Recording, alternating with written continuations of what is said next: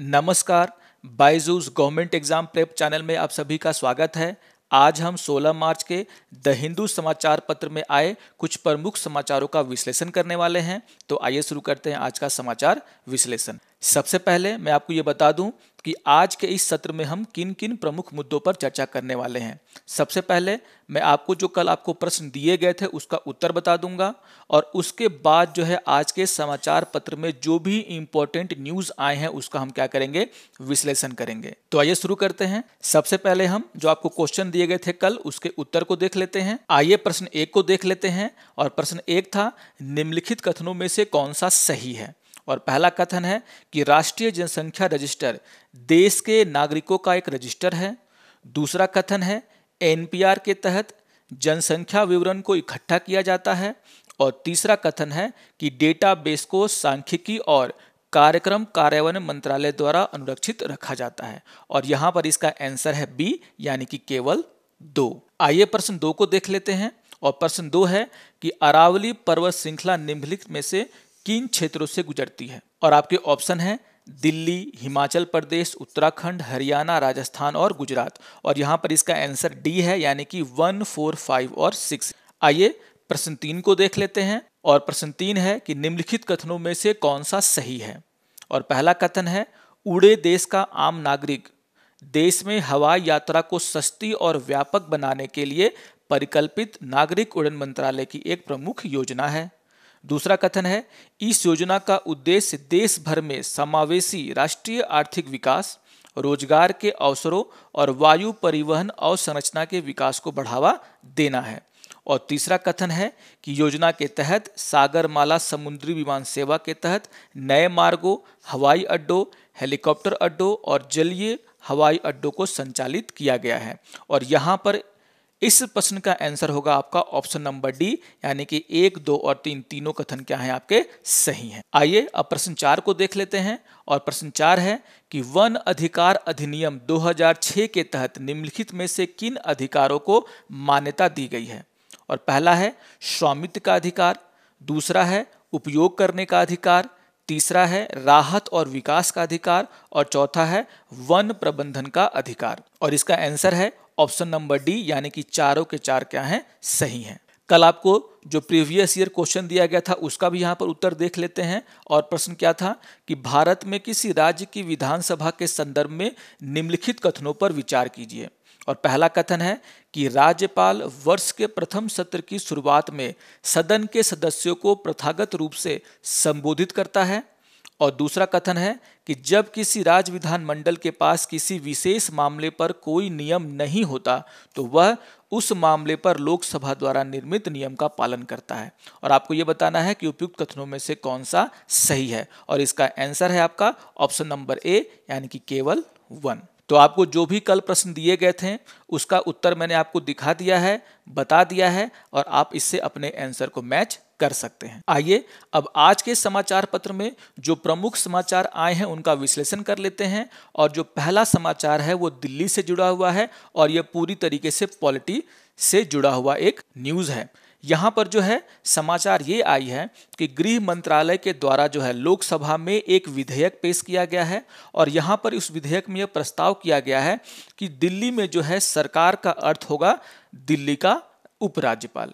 आइए इस मामले को समझ लेते हैं। यहाँ पर यह जानना जरूरी है कि 69 अमेंडमेंट एक्ट यानी कि 69वें संशोधन अधिनियम 1991 के तहत जो है दिल्ली में जो है विधानसभा की व्यवस्था की गई, यानी कि एक केंद्र शासित प्रदेश होते हुए भी दिल्ली में क्या है, विधायिका है।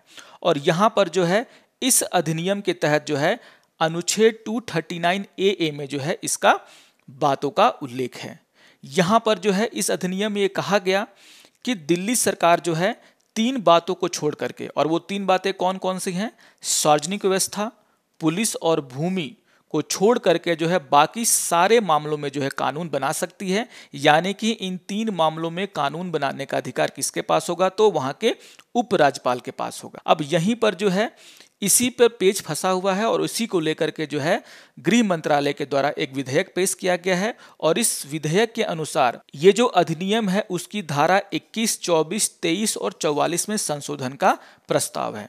तो इस न्यूज में जो है कुछ बहुत ही इंपॉर्टेंट पॉइंट्स हैं, आपको ये याद रखना है। आइए अब एक एडिटोरियल को हम लोग देख लेते हैं और जिसका शीर्षक है पोल पोजीशन। ये बहुत ही इंपॉर्टेंट एडिटोरियल जो है आज आया है। आइए देख लेते हैं इस एडिटोरियल में हमारे एग्जाम से रिलेटेड कौन कौन से इंपॉर्टेंट यानी कि महत्वपूर्ण बातें लिखी हुई हैं।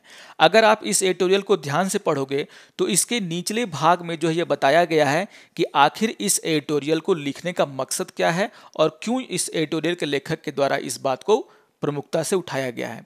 जैसा कि आप सभी जानते हैं कि गोवा की सरकार के द्वारा वहां के लॉ सेक्रेटरी को एक अतिरिक्त प्रभार दिया गया और वो प्रभार क्या था कि वहां के स्टेट इलेक्शन कमीशन का उन्हें क्या बना दिया गया, इलेक्शन कमिश्नर बना दिया गया। इसी बात का संज्ञान लेते हुए सुप्रीम कोर्ट ने जो है अनुच्छेद 142 का प्रयोग किया। जैसा कि हम सभी जानते हैं कि अनुच्छेद 142 जो है सुप्रीम कोर्ट का विशेषाधिकार है और यहां पर वो इस अधिकार का तब यूज करता है कि जब उसे लगता है न्याय जो है सही तरीके से नहीं हुआ है। यहां पर अनुच्छेद 142 का उपयोग करते हुए सुप्रीम कोर्ट ने यह आदेश दिया कि जो भी स्टेट गवर्नमेंट, जो भी राज्य सरकारें वैसे लोगों को स्टेट इलेक्शन कमीशन का कमिश्नर बनाती हैं, चीफ बनाती हैं, जो कि किसी न किसी तरीके से सरकार से जुड़े हुए हैं, उनके अधीन हैं, उन सभी को अपने पद से हट जाना चाहिए, उन्हें हटा देना चाहिए।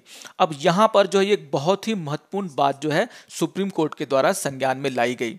यहाँ पर जो है इस एडिटोरियल के लेखक का भी कहना है कि 73rd और 74th अमेंडमेंट करके हमने तो देश में 3 स्तरीय जो है शासन प्रणाली की व्यवस्था तो कर दी, लेकिन यहाँ पर जो है पंचायत और म्युनिसिपालिटी में जो चुनाव होते हैं उस पर बहुत सारे धांधली के आरोप लगाए जाते हैं विपक्षी पार्टियों के द्वारा। और ये इसीलिए लगाया जाता है क्योंकि राज्य सरकारों के द्वारा इसके जो इलेक्शन कमिश्नर हैं उन्हें जो है किसी न किसी तरीके से वैसे आदमियों को बनाया जाता है जो कि उनसे जुड़े हुए हैं और यहाँ पर ये इल्जाम लगना लाजमी है। यहाँ पर इस आदेश को एक तरीके से इलेक्शन रिफॉर्म यानी कि जो है हमारे देश में जो चुनाव होते हैं उसमें रिफॉर्म की तरह देखा जा रहा है, उसमें बदलाव की तरह देखा जा रहा है। और अगर ऐसा सुनिश्चित कर दिया गया तो हम देखेंगे कि आगे जो पंचायत के चुनाव हो रहे हैं वो बहुत ही फ्री हो रहे हैं, सही तरीके से हो रहे हैं, वहां पे धांधलियां नहीं हो रही हैं और ऐसे आरोप भी लगने बंद हो जाएंगे। आइए बढ़ते हैं अपने अगले समाचार की तरफ जिसका शीर्षक है global leader in the post Covid era. इस एडिटोरियल के लेखक हैं रमेश पोखरियाल, जो हमारे देश के क्या हैं, शिक्षा मंत्री हैं, एजुकेशन मिनिस्टर हैं। यहाँ पर जो है उनके द्वारा भारत को विश्व गुरु के रूप में पेश किया गया है। उनका कहना है कि जिस तरीके से कोविड के दिनों में भारत ने कोविड वैक्सीन को बनाया और उसे पूरी दुनिया को उपलब्ध कराया और जिस तरीके से कोविड के दिनों में भारत ने अपनी शिक्षा नीति में बदलाव किए, उससे निश्चित ही भारत जो है आगे चलकर एक विश्व नेता के रूप में उभरेगा। यहाँ पर जो है सबसे इंपॉर्टेंट बात आपको ये याद रखनी है कि आज जो है 16 मार्च है और आज को हम लोग राष्ट्रीय टीकाकरण दिवस के रूप में मनाते हैं। यहाँ पर जो है इसका जिक्र करते हुए एडिटोरियल के लेखक के द्वारा यह बताया गया है कि किस तरीके से भारत ने 2014 में खुद को पोलियो मुक्त घोषित करवाया और इसके लिए जो कड़ी मेहनत करनी पड़ी पूरे देश को मिलकर के, उसका भी यहाँ पर उन्हें जिक्र किया गया है। कोविड के दौरान भारत के द्वारा जिस तेजी से जो है कोविड वैक्सीन को बनाया गया, उसकी टेस्ट की गई और उसे अपनी जनता को लगाया जाने लगा। इसके अलावा दुनिया के 70 से ज़्यादा देशों को जो है कोविड वैक्सीन उपलब्ध कराई गई। यह भारत की क्षमता को बताता है, आत्मनिर्भर भारत के बारे में जो है उसकी जो अवधारणा है उसके बारे में बात करता है। यहाँ पर जो है एजुकेशन में हुए बदलाव का जिक्र किया गया है और उनके द्वारा यह बताया गया है कि रिसर्च को बढ़ावा देने के लिए नई शिक्षा नीति में बहुत सारे बदलाव किए गए हैं और उनके द्वारा ये भी जानकारी दी गई है कि अगला शैक्षणिक सत्र यानी कि 2021-22 में जो शैक्षणिक सत्र है उसकी शुरुआत से पहले राष्ट्रीय अनुसंधान फाउंडेशन की स्थापना प्रधान वैज्ञानिक सलाहकार की अध्यक्षता में कर दी जाएगी। और यहाँ पर जो है ये भी बताया गया है किस तरीके से सरकार जो है 50,000 करोड़ रुपया जो है नेक्स्ट 5 ईयर में यानी कि अगले 5 सालों में जो है 50,000 करोड़ जो है शिक्षा पर खर्च करने वाली है, जिससे निश्चित ही देश में जो है शिक्षा सुधरेगी। आइए बढ़ते हैं अपने अगले खबर की तरफ और यहाँ पर जो है न्यूज़ जो है वो फिर से क्वाड से जुड़ा हुआ है और शीर्षक है a giant leap forward for the Quad. यहाँ पर जो है इस एडिटोरियल के लेखक के द्वारा 5 प्रमुख बातों की यहाँ पर चर्चा की गई है। आइए देख लेते हैं कि वो 5 प्रमुख बातें कौन से हैं। यहाँ पर जो है पहली बात ये कही गई है कि एक खुला, मुक्त, समावेशी, स्वस्थ और लोकतांत्रिक मूल्यों पर आधारित इंडो पैसिफिक क्षेत्र हमें क्या करना होगा, बनाना होगा। यहाँ पर जो है दूसरी बात ये कही गई है कि पूर्व और दक्षिण चीन समुद्र में नियम आधारित समुद्री यातायात को क्या करना होगा, बढ़ावा देना होगा, जो सभी के लिए क्या है, अच्छा होगा। यहाँ पर जो तीसरा पॉइंट है वो बहुत ही क्या है, इंपॉर्टेंट है, और यहाँ पर ये कहा गया है कि दक्षिण पूर्व एशिया, प्रशांत द्वीप समूह और हिंद महासागर क्षेत्र के राष्ट्रों को यह विश्वास दिलाना है कि क्वाड एक ऐसा समूह है जो उनके विकास और कल्याण के लिए प्रतिबद्ध है। यानी कि यह विश्वास दिलाने की कोशिश की गई है इस क्षेत्र के देशों को कि जो ग्रुपिंग है वो किसी के खिलाफ नहीं है, बल्कि इस क्षेत्र में आने वाले सारे कंट्री के लिए क्या है, बहुत ही फायदेमंद है। यहाँ पर जो है चौथी बात ये कही गई है कि यहाँ पर 3 कार्य समूहों की स्थापना की गई है, जो कि कोविड के जो टीके बनाए जा रहे हैं उसकी साझेदारी को लेकर के है, जलवायु परिवर्तन को लेकर के है और महत्वपूर्ण और उभरती हुई प्रौद्योगिकी को लेकर के है। यहाँ पर इस पॉइंट से भी यह बात समझ में आता है कि जो क्वाड की जो ग्रुपिंग है वो किसी देश के खिलाफ ना होकर के दुनिया के लिए अच्छी है। यहाँ पर जो है 5वां पॉइंट ये बताया गया है कि किस तरीके से इन्होंने आगे भी कंसल्टेशन को क्या है, बढ़ाने का बात किया है। यानी कि इस मीटिंग के बाद भी इन चारों देशों के जो विदेश मंत्री हैं, रक्षा मंत्री हैं, वो एक दूसरे से मिलते रहेंगे। यानी कि एक कंटिन्यूअस जो है यहाँ पर मीटिंग की बात की गई है।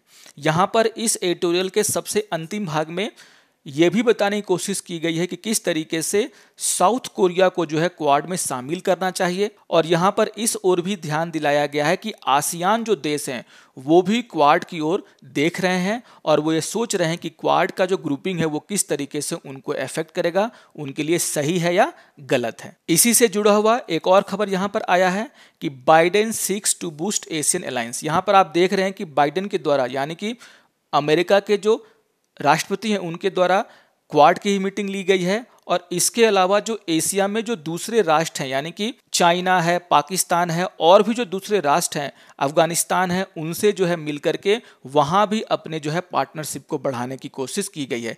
तो ये न्यूज़ और क्वाड का न्यूज़ जो है एक दूसरे से जुड़े हुए हैं। आइए बढ़ते हैं अपने अगले समाचार की तरफ, और यहाँ पर एक छोटा सा न्यूज़ आया लेकिन बहुत ही इंपॉर्टेंट है, और न्यूज़ का शीर्षक क्या है कि India's arms import down by 33%। यानी कि भारत के द्वारा जो है हथियारों का जो है इंपोर्ट जो है वो कम किया गया है, जो कि 33% कम हो गया है। आइए देख लेते हैं यहाँ पर इस न्यूज़ को भी।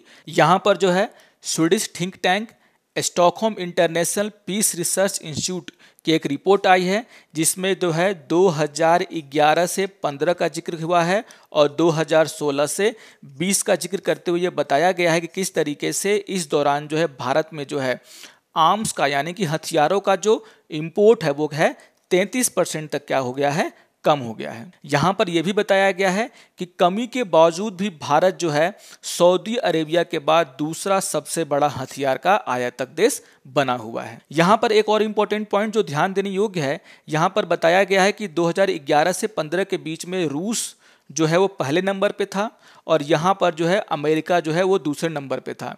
लेकिन 2016 से 20 के दौरान जो है भारत का जो आयात है हथियारों का वो रूस से तो उसी रूप में बना हुआ है, लेकिन अमेरिका जो है वो दूसरे नंबर से कहाँ चला गया है, चौथे नंबर पर, और फ्रांस जो है वो दूसरे नंबर पर आ गया है, और जो है इजराइल वो तीसरे नंबर पे आ गया है। यानी कि 16 से 20 के बीच में रूस नंबर 1 बना हुआ है, लेकिन नंबर 2 के पोजीशन में क्या हुई है, चेंजिंग हुई है। आइए अब उन समाचारों को देख लेते हैं जिस पर आपको आज का अभ्यास प्रश्न दिया गया है। यहाँ पर जो है एक न्यूज़ आई है जिसमें यह कहा गया है कि संयुक्त किसान मोर्चा के द्वारा ये कृषि कानूनों का मुद्दा जो है यूनाइटेड नेशन के ह्यूमन राइट काउंसिल में जो है उठाया गया है। यहाँ पर किसान नेता दर्शन पाल के द्वारा ये कहा गया है कि चूंकि भारत जो है किसानों के अधिकारों पर संयुक्त राष्ट्र घोषणा पत्र का क्या है, सिग्नेचर किया है, उसने इस पर हस्ताक्षर किए हैं, तो इस तरह उसको जो है छोटों किसानों को, यहाँ पर जो है किसान नेता दर्शन पाल के द्वारा इस मुद्दे को जो है यूनाइटेड नेशन के ह्यूमन राइट काउंसिल में उठाया गया, और यहाँ पर ये कहा गया है कि चूंकि भारत जो है किसानों के अधिकारों पर जो संयुक्त राष्ट्र का घोषणा पत्र है उसको उसने साइन किया है, तो इस तरह से उसकी ये जिम्मेदारी बनती है कि वह छोटे किसानों के सुरक्षा प्रदान करे। यहाँ पर इस बात पर जोर दिया गया है कि जिस तरीके से यूनाइटेड नेशन के घोषणा पत्र में ये बात कही गई है कि जिन देशों ने इस घोषणा पत्र को साइन किया है उन्हें किसानों से जुड़े हुए कोई भी कानून बनाने से पहले किसानों से बात करनी होगी, उनकी राय लेनी होगी। इसका जिक्र करते उन्होंने कहा है कि भारत में ऐसा नहीं किया गया और इसीलिए उन्होंने जो है यूनाइटेड नेशन से यह रिक्वेस्ट किया है कि वह जो है भारत सरकार पर यह दबाव बनाए कि वो इन तीनों कानूनों को क्या कर लें, वापस ले लें। अब इसी न्यूज पर आधारित एक प्रश्न आपको दिया गया है और प्रश्न क्या है कि निम्नलिखित कथनों में से कौन से सही हैं। और पहला कथन है किसानों के अधिकारों पर संयुक्त राष्ट्र की घोषणा को 2018 में यूएनजीए प्रस्ताव के रूप में अपनाया गया था। दूसरा कथन है यह खेतीहरों, किसानों, स्थानीय लोगों और ग्रामीण क्षेत्र में काम करने वाले अन्य लोगों के अधिकारों से संबंधित है। और तीसरा कथन है कि भारत इस घोषणा का हस्ताक्षर करता है। यहाँ पर ये तीनों कथनों को आप ध्यान से पढ़िए। सारी बातों में मैंने आपको इसके हिंट दे दिए हैं और आपको कमेंट करके बताना है कि इसका आंसर क्या है। आइए एक और न्यूज़ को देख लेते हैं और न्यूज़ क्या आई है कि बी फेंस टुवर्ड्स। आइए अब अगले न्यूज को देख लेते हैं और न्यूज क्या है कि B fences toward of elephant attack. यहाँ पर जो है हाथियों के द्वारा जो है अटैक किया जाता है जो रिहायशी इलाकों में, उसको मुद्दा बनाया गया है। और यहाँ पर कहा गया है कि एक पायलट प्रोजेक्ट की शुरुआत की गई है। कहाँ पर, तो कोडगू और साउथ कर्नाटका में। और यहाँ पर जो है हाथियों को दूर रखने के लिए जो है बी फेंसेस यानी कि मधुमक्खी का यूज़ किया जाएगा। और यहाँ पर जो ये जो इनिशिएटिव है वो जो है khadi and village industry commission और रीहैब के द्वारा शुरू किया गया है। तो यहाँ पर जो है वन क्षेत्र और नागरिक क्षेत्र के बीच में जो है मधुमक्खियों से भरे हुए डब्बे को लगाया जाएगा जिससे कि हाथी जो है वो रिहायशी इलाकों में प्रवेश ना कर पाए। अभी इसी न्यूज से जुड़ा हुआ एक प्रश्न है और प्रश्न 2 है कि यह संरक्षित क्षेत्र एक राष्ट्रीय उद्यान और एक बाघ अभ्यारण्य दोनों है और एक जैव मंडल आरक्षित क्षेत्र का एक भाग है। यह बाघों, हाथियों सहित कई संकटग्रस्त प्रजातियों का घर है और इसे महत्वपूर्ण पक्षी क्षेत्र के रूप में मान्यता प्राप्त है। जेनु कुरुबा इस वन क्षेत्र के प्राथमिक निवासी हैं और पारंपरिक खाद्य संग्रहक और शहद संग्रहक हैं। ये वेडियार राजवंश के राजाओं का एक विशिष्ट शिकार आरक्षित क्षेत्र भी था। उपयुक्त विवरण में किस संरक्षित क्षेत्र को संवर्धित किया गया है उसे आपको बताना है और आपके ऑप्शन है वायनाड, बी ऑप्शन है साइलेंट वैली, सी ऑप्शन है नागरहोल और डी ऑप्शन आपका मुडुमलाई। तो यहाँ पर जो भी आपको जो है जानकारियाँ दी गई हैं उसे ध्यान से पढ़कर आपको बताना है कि इन चारों में से किसका यहाँ पर जिक्र किया गया है। यहाँ पर जो है आज के समाचार पत्र में एक और इम्पोर्टेंट न्यूज़ आई है जिसका शीर्षक है supreme court bats for great Indian bustard. यहाँ पर जो है chief justice of India एस.ए. Bobde के द्वारा जो है सरकार से एक सवाल पूछा गया था जिसमें उन्होंने कहा था कि क्या ऊपर से गुजरने वाली जो बिजली की तारें हैं जो कि हाई वोल्टेज भी हैं और लो वोल्टेज भी हैं उन्हें जो है अंडरग्राउंड किया जा सकता है। यहाँ पर इस बात को पूछने का एकमात्र कारण ये था कि इन तारों से जो है उलझ करके, इन तारों के चपेट में आकर के ग्रेट इंडियन बस्टर्ड की बहुत ज़्यादा मृत्यु हो रही है गुजरात और राजस्थान में। यहाँ पर अटॉर्नी जनरल के वेणुगोपाल के द्वारा जो कि पावर मिनिस्ट्री की तरफ से अपीयर हुए थे कोर्ट में, उन्होंने ये जवाब दिया है कि ऐसा करना संभव नहीं है। यहाँ पर उन्होंने कहा है कि जो हाई वोल्टेज तारे हैं उनको अंडरग्राउंड नहीं किया जा सकता, लो वोल्टेज तारों को अंडरग्राउंड किया जा सकता है। तो यहाँ पर एक बहुत ही प्रमुख मुद्दा उठाया गया है जो कि ग्रेट इंडियन बस्टर्ड से जुड़ा हुआ है। और इसी से जुड़ा हुआ एक प्रश्न भी देख लेते हैं। प्रश्न नंबर 3 है कि निम्नलिखित कथनों में से कौन सा सही है। और पहला कथन है ग्रेट इंडियन बस्टर्ड को पृथ्वी ग्रह पर उड़ने वाले सबसे वजनी पक्षियों में से एक माना जाता है। और दूसरा है कि यह पक्षी प्रायः कृष्ण मृग से संबंधित निवास स्थान में पाए जाते हैं। और तीसरा कथन है इसे IUCN लाल सूची में गंभीर रूप से संकटसन के रूप में सूचीबद्ध किया गया है। तो यहाँ पर ग्रेट इंडियन बस्टर्ड से जुड़ी हुई कुछ बातें दी गई हैं। बहुत ही आसान चीज़ें हैं, हम जानते हैं इन पक्षियों के बारे में और आपको बताना है कि इन कथनों में से कौन सा सही है। आइए एक और न्यूज़ को देख लेते हैं। यहाँ पर जो है BRO यानी कि बॉर्डर रोड ऑर्गेनाइजेशन के द्वारा जो है लेह में जो है शेड्यूल से पहले जो है यहाँ पर एक पास को खोलने की कोशिश शुरू कर दी गई है, जिसका नाम है बारालाचा पास, जो कि हिमाचल प्रदेश में है। यहाँ पर जो है लेह को जो है जितनी जल्दी से जल्दी जोड़ने की कोशिश की जा रही है भारत के अन्य भागों से, और यहाँ पर जो है बारालाचा पास को खोलने की कोशिश की जा रही है। अब यहाँ पर इसी को लेकर के आपको चौथा प्रश्न पूछा गया है, और प्रश्न 4 क्या है कि बारालाचा एक उच्च पर्वतीय दर्रा है जो जोड़ता है कारगिल श्रीनगर को, दूसरा ऑप्शन है लेह मनाली को, तीसरा है तवांग गंगटोक को, और चौथा है सियाचिन लेह को। तो यहाँ पर जैसे कि मैंने आपको कहा कि बारालाचा जो पास है वो हिमाचल प्रदेश में है, और यहाँ पर जो है ये जो है लेह को जोड़ता है देश के अन्य भागों से। तो एक बात तो आपको समझ में आ गई कि यह लेह को जोड़ रहा है, लेकिन किससे जोड़ रहा है इसके लिए आपको रिसर्च करना है, थोड़ा सा पढ़ना है, और ये बताना है कि यहाँ पर लेह मनाली होगा या फिर सियाचिन लेह होगा। ठीक है, तो इसका आंसर जो है आप लोग मुझे जरूर कमेंट करिएगा। आइए अब एक प्रीवियस ईयर के क्वेश्चन को देख लेते हैं, और क्वेश्चन क्या है कि निम्नलिखित में से कौन सी ब्रह्मपुत्र नदी की सहायक नदियां हैं, और यहाँ पर ऑप्शन है दिबांग, कामेंग और लोहित, और आपको यहाँ पर बताना है कि इन तीनों में से कौन सी नदी जो है वो ब्रह्मपुत्र की सहायक नदी है या फिर नदियां हैं। और आपके ऑप्शन है केवल एक, ऑप्शन है 2 और 3, और तीसरा ऑप्शन है आपका 1 और 3, और चौथा ऑप्शन है आपका 1, 2 और 3। तो बहुत ही इंपॉर्टेंट ये 5 क्वेश्चन आपको यहाँ पे दिए गए हैं। मैंने इनके न्यूज़ की भी आपकी चर्चा की है, तो आशा करता हूँ कि आप सभी लोग जो है कमेंट बॉक्स में जो है इनके आंसर कमेंट करेंगे, और कल के आंसर से आप उसको मैच भी करेंगे। आइए अब आज के समाचार पत्रों पर आधारित मुख्य परीक्षा के प्रश्नों को देख लेते हैं। और पहला प्रश्न है, राज्य चुनाव आयुक्त की नियुक्ति से संबंधित सुप्रीम कोर्ट के हालिया फैसले ने स्थानीय निकाय चुनाव कराने की राज्य चुनाव आयोग की स्वतंत्रता को बढ़ावा दिया है, इसकी चर्चा करें। जैसा कि मैंने आपको पहले भी कहा था कि आज का जो एडिटोरियल है यहाँ पर राज्य चुनाव आयोग को लेकर के वो बहुत ही इंपॉर्टेंट है, और इसी से जुड़ा हुआ एक क्वेश्चन मैंने आपको दिया है। आइए देख लेते हैं उत्तर संरचना को। यहाँ पर आप भूमिका में जो है सुप्रीम कोर्ट के फैसले का जिक्र कर सकते हैं, जिसके बारे में मैंने आपको पढ़ाया है। यहाँ पर जो है मुख्य भाग में आप पंचायत इलेक्शन में होने वाली गड़बड़ियों का जिक्र कर सकते हैं, जो आरोप लगाए जाते हैं उनका जिक्र कर सकते हैं, और राज्य सरकार द्वारा अपने खास आदमियों को इलेक्शन कमीशन बनाने का भी जिक्र करते हुए यह बता सकते हैं कि किस तरीके से इसमें सुधार करने के लिए एक कोशिश शुरू की है किसने, सुप्रीम कोर्ट ने। आइए अब दूसरे प्रश्न को देख लेते हैं। यहाँ पर प्रश्न ये है कि महामारी के दौरान भारत ने शिक्षा सुधारों की शुरुआत की है और दुनिया की फार्मेसी के रूप में उभरा है। क्या भारत कोविड के बाद के युग में एक वैश्विक नेता के रूप में उभर सकता है, इसका विश्लेषण करें।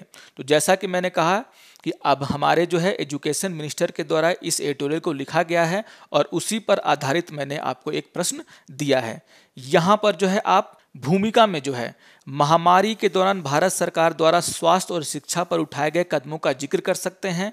मुख्य भाग में आप भारत द्वारा दुनिया के दूसरे देशों को जरूरत की दवाइयां और कोविड वैक्सीन की सप्लाई का भी जिक्र कर सकते हैं।